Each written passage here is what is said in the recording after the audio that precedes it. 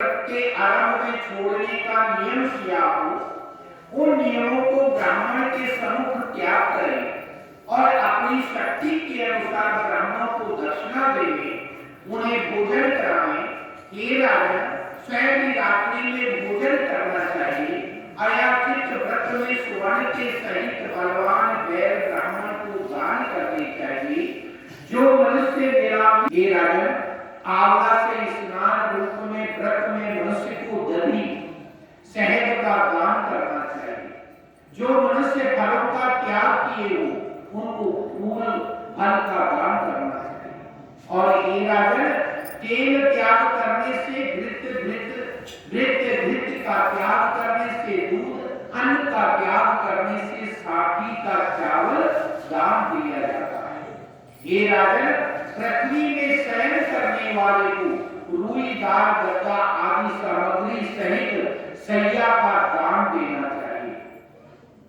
पत्ते पर भोजन करने वाले मनुष्य को घृत से भरा हुआ पात्र दान करना चाहिए। मौन व्रत करने वाले मनुष्य को दंपत्ति अर्थात पत्नी सहित ब्राह्मणों को घृत युक्त भोजन कराना चाहिए। बाल रखने वाले मनुष्य को दर्पण, जूता त्याग करने वाले को एक जोड़ा जूता दान करना चाहिए। लवण का त्याग करने वाले को शर्करा दान करनी चाहिए। विष्णु के मंदिर में अथवा देवालय में प्रतिदिन दीपक जलाना चाहिए और व्रत की समाप्ति के निमित्त ताम्र अथवा स्वर्ण के पात्र में घृत और बत्ती रख के विष्णु भक्त ब्राह्मण का दान देना चाहिए। एकांत व्रत में 8 कलश को वस्त्र स्वर्ण से अलंकृत करके दान करें।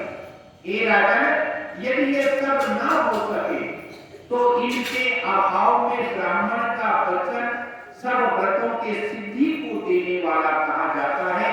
इस प्रकार ब्राह्मणों को प्रणाम करके उनको विदा करें और पश्चात आप भी भोजन करें। जिन वस्तुओं को चातुर्मास्य में त्याग किया हो, उन्हीं वस्तुओं की समाप्ति करनी चाहिए।